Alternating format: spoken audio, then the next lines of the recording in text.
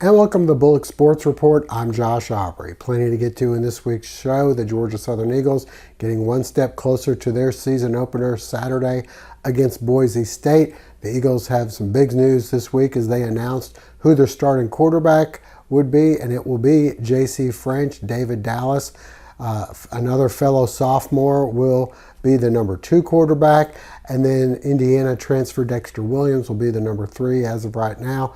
That is the pecking order as head coach Clay Helton met with the media. We'll have his interview coming up in just a bit, and we'll also talk with him about how he feels the Eagles continue to progress as they get ready for Boise State. As for our area high school football teams, last week the season openers were held, and we had all four of our county schools playing against each other. The Southeast Bulloch Yellow Jackets won a nail-biter against Statesboro High, 23-18. Both teams had some very good positives that they took away from that game, and we'll hear from their head coaches coming up. As for the Bulloch Academy Gators, they took on Portal in the Irk Russell Classic. Another nail-biter for them. Portal hangs on to win 19-18. They were able to stop Portal on a 2-point conversion late in the game as Portal tried to take the lead after an 80-yard fumble recovery for a touchdown. So plenty of positives for both of those teams, as well as some question marks that they have to try to iron out before their next game. We'll hear from Statesboro High head coach Matt Dobson as the Blue Devils get set to have their home opener as they'll be hosting veterans. Bulloch Academy, we're able to talk with head coach Aaron Phillips and a couple of his players as the Gators get set to travel to Claxton for their second GHSA matchup of the year. And we also will hear from Southeast Bulloch head coach Jared Zito and a couple of his players. They have the week off before opening up region play next week against the Islands. All that and plenty more coming up on the Bulloch Sports Report. And a reminder before we go to break, hopefully you'll never be in an accident, but if so, please give our friends at the Sullivan Law Firm a call, 912-489-8888, or online at thesullivanlawfirm.com. Get your game on with officially licensed spirit gear and merchandise at the Georgia Southern University store. We carry the gear, you bring the cheer. Become game ready with our wide selection of apparel and custom merchandise. Our Freedom merchandise collection benefits our live mascot who's unable to survive on his own, as well as the Georgia Southern Wildlife Center where Freedom and many other animals make their home. We have a tumbler for every vibe with Vibe tumblers and can coolers. You can listen to music with a detachable speaker or swap in other attachments. We have locations in Statesboro and Savannah on campus, as well as 2 shops in Paulson Stadium for your game day needs. And check out the website at gsustore.com. Well, the much anticipated news finally revealed on Tuesday as Georgia Southern head coach Clay Helton announced that J.C. French will be the starting quarterback, David Dallas the number 2, and Dexter Williams the number 3. We had a chance to talk with Coach about the decision earlier this week. Unbelievable competition between 3 men that have proven they can all step on the field for Georgia Southern and win ball games. But at the end of the day, you have to make a decision. And like we said going into this process, it was going to be about decision making. It was going to be about execution. It was going to be about protecting the football. And we graded every snap, each and every snap in live team atmosphere. And at the end of the day, JC did the best job. And so he got the opportunity and the honor to go compete against Boise State. All 3 men did a phenomenal job, Josh. I mean, when you look at the total sum of the work in live atmosphere, JC did the best job. It was very close. They all did a terrific job. But JC protected the ball unbelievably. I think 1 interception for every 154 throws. That's an elite number, and produced more explosive plays than any other quarterback down the field also. So good job by all 3 quarterbacks, but at the end of the day, JC did the best job in camp. Yeah, David Dallas. David Dallas is the number 2, and Dex is the number 3. It was neat to be able to sit down individually with them and take time with them and be able to say, hey, here's where you are.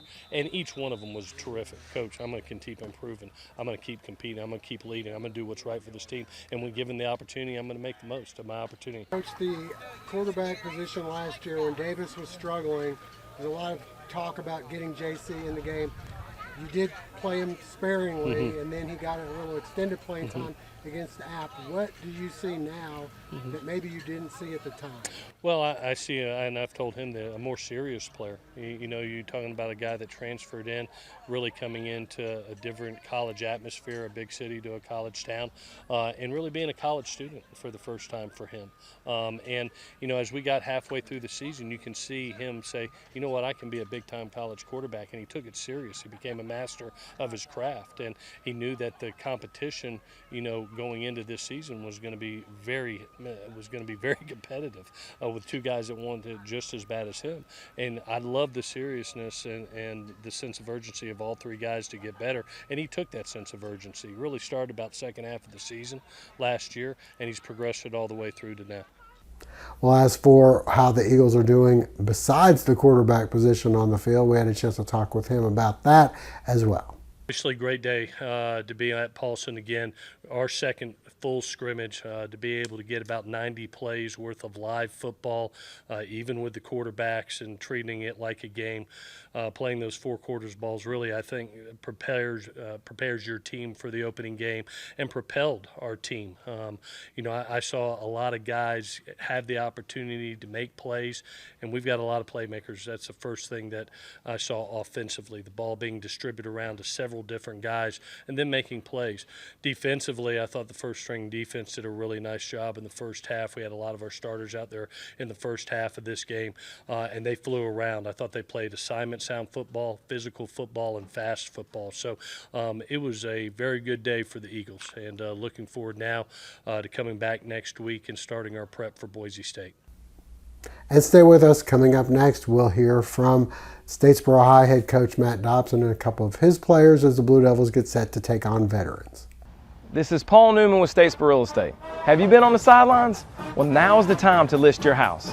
Let's GATA and get after those assets.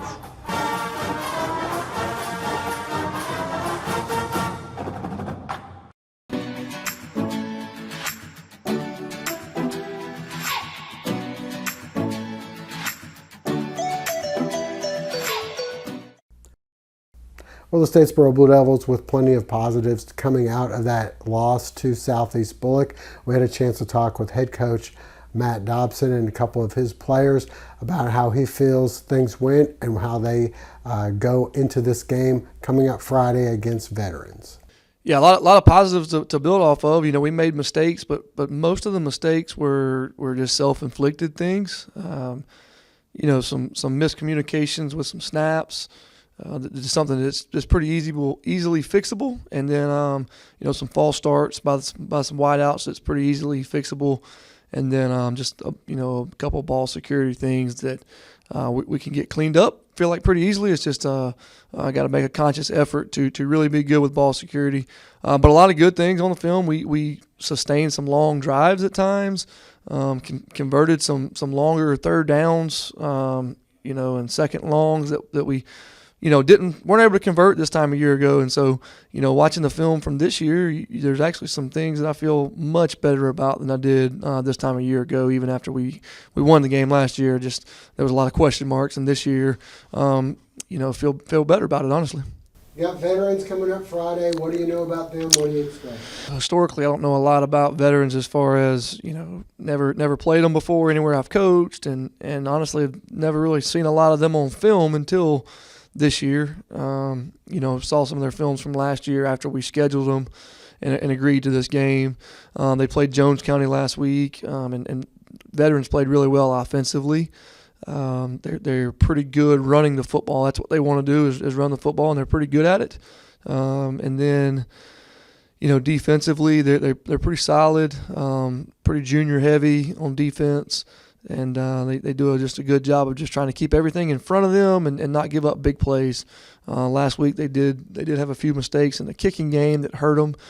Without some of those mistakes in the kicking game, probably would have beat Jones County. But it was a good game last week with them, and so I'm excited about the opportunity just to get to play at home. I think our kids are ready to play at home. Obviously, we were going to scrimmage at home, and that got canceled due to the weather 2 weeks ago. And so our kids are excited to get on Womack Field and play in front of our home crowd. I thought I'm really confident our QB. You know, we had some doubts about him being a freshman or whatever, but I think he proved everyone wrong Friday night about that. We're really young, but I think we have some things to work on, but I feel really good about the spot we're in right now. You know, we won last year, but I feel better about this team this year than I did last year about the win the year before that. And I just think we have a lot to build on, and I think we're going to do well with that. We're going to come in today, work hard, fix some things, and we're going to get right back on track. We're going to have a good crowd. We got to stay up the whole time. You know, there's times where our energy is down. It's just got to stay up the whole time. And if we can execute like we should be a pretty good game. Our offense, you could tell we could improve from last year. We moved the ball better. And defensively, still got some things to work on, but it's first game, so we're going to try to turn things around. We only had them 2 touchdowns. That's good. Offensively, we started slow, but we started picking things up. Scored, almost came back, but very excited, ready to see how this game turned out. The Bulloch Academy segment is brought to you in part thanks to Floors Outlet of Statesboro, located on Northside Drive. Come by and visit Mo for all your floor covering needs. Well, the Bulloch Academy Gators coming off a 1-point victory over Portal. We had a chance to talk with head coach Aaron Phillips, as well as offensive and defensive lineman Hamp Harrelson, and wide receiver slash running back Shamar Jenkins, who's playing a lot more at running back this year for the Gators, about how they did and how they're feeling about playing Claxton. We play with a lot of heart, you know, a lot of effort. You know, I was pretty pleased with our conditioning. We didn't have a lot of guys going down. I mean, you know, so all those things are positive. Quarterback play was, you know, for a guy who's a sophomore, who's, you know, not even 16 years old yet, to play in that atmosphere in that game. I thought Sam did a really good job, way better than, you know, we kind of anticipated some, you know, you kind of prepare for that, but he exceeded our expectations a little bit, so we're proud there. Shamar, you know, he's coming into the game as a, you know, been a skill guy, wide receiver, slot guy his whole entire football career, and then, you know, we decided that he's too good of an athlete not to touch the ball a lot more, and so, you know, I was really pleased with how he ran the ball. I mean, you know, he toted it for us and got some hard yards, and that was great. Offensive line, you know, that was the key to the game for us. I mean, we have over 450 yards rushing on Friday night, or Saturday night, and, you know, that's on pace for what we had last year. Some of the things we got to clean up is defensively, you can tackle drill every day, you can run the circuit every day, but until you do live bodies that are trying to get away from you, you can't replicate it in practice. You know, it's when you're dealing with less than 50 kids, 47 kids or whatever, it's hard to go good on good 100% of the time to get live reps like that. No one does that. You don't want to get any kids hurt, you know, with friendly fire during practice. So we got to do a better job of that, and we'll get better. We got better after playing Portal last year. Every game we increased, and we will this week too. As far as Claxton goes, I mean, Greg and him do a great job over there. I mean, obviously he has ties here to the community in Statesboro and Georgia Southern. Him and Coach Hopkins were, you know, they're alumni, and so his guys will be well coached. They have some pretty good athletes over there. I mean, I feel confident in what we do. I mean, when we're going, we're hard to stop. I mean, we're big up front. I mean, Portal was really big, a lot bigger than I anticipated them being, and played a physical brand of football, and we were still able to, you know, for the most part, you know, move the ball up and down the field. Now, we got to clean up some areas on our end, and we'll do that. But I like our team right now. I think One of the questions when you come off a year with 13 seniors, all who contributed, all who played, you wonder what this next group's going to bring to the table, because you hadn't had to ask them to do the things you're asking them to do now. And this group did. They kind of rose to the occasion and played their tails off, and I'm happy about that, and we'll keep getting after it. Feeling pretty good. We fought hard. Of course, we didn't get a scrimmage game in because of the rain and everything, so that took a little bit away from us, but we battled through it. Offensive-wise, it's hard to stop us. We were moving the ball up and down the field great. We got to execute when we get in the red zone. Tackling is probably what we need to work on the most, wrapping up and bringing them down. Feeling good. We got some people that are banged up, but we should be back ready to go Friday for 2-0. We felt great, obviously. Just having our name on that trophy, it just felt great. Mr. Durden talked to us the day before, and he set a goal for us, a plan for us, that we had to put our name on that trophy, and we went out there, executed, and our name got on that trophy. So we feel great about that. Really, really good offensively. Like Ham said, we pushed the ball down the field great, but it was times where we got in the red zone and we didn't execute as much. I feel like we need to work on securing the ball more, not fumbling as much, and defensive-wise, just wrapping up and tackling. The Bulloch County Farm Bureau on Northside Drive is a multi-line insurance agent writing farm, auto, homeowners, life, health insurance, and more. Nick Sherrod and the other 5 local agents are on standby for your convenience for in-depth insurance review. And while you're there, check out the products from local farmers. Located at 940 Northside Drive, stop by and see them today. Well, the Southeast Bulloch Yellow Jackets, coming off their victory over the Statesboro Blue Devils. They have the week off, as do everyone in their region, and it's region play from now on out. For Southeast Bulloch, we had a chance to talk with head coach Jared Zito, as well as running back Colby Smith and offensive and defensive lineman Mike Dixon, about how they felt the game with Statesboro went as they get ready for a bye week and preparation for taking on Islands in a couple weeks. Well, first thing is we did what we had to do to win, and that was huge for everybody, our kids, our school community. As coaches, you never hear the crowd or any of that stuff, but I did hear the crowd on the last first down. That was kind of cool moment, just because you could feel the community really supporting us and what it meant to them. I thought we played hard, just like I felt Friday. We played really hard. We played physical. Offensively, I was really pleased. There's some real small things that we got to clean up. Some motion stuff and some combo blocks and some stuff like that. That I think we're really close. We rushed for over 330 yards. Defensively was probably where I was the most disappointed, because I believe our defensive group has got a real chance to be special. I think a lot of guys over there were trying to do things to make plays instead of playing their technique.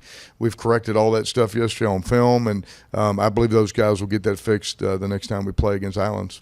Since it was our first game without a scrimmage, we knocked a lot of rust off, and we're proud that we beat Statesboro, but there's a lot we could have done differently and a lot we need to work on, and I'm glad we've got an extra week going in to play Islands.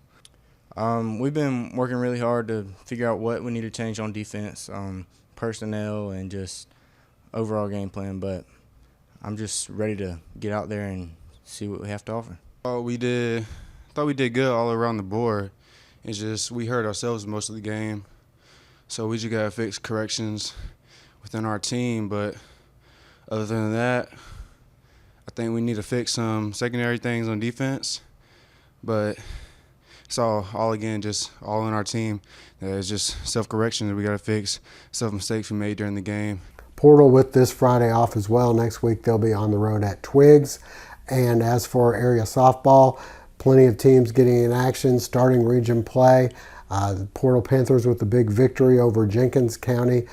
Bulloch Academy opened up their region with the victory. So did Statesboro High and Southeast Bulloch. We're going to try to get out there and get some coverage from their softball teams as well. We'll have Bulloch Academy highlights from their victory this past week for you in next week's show. But for now, that'll wrap things up. We thank you for joining us. Hope to see you again next week.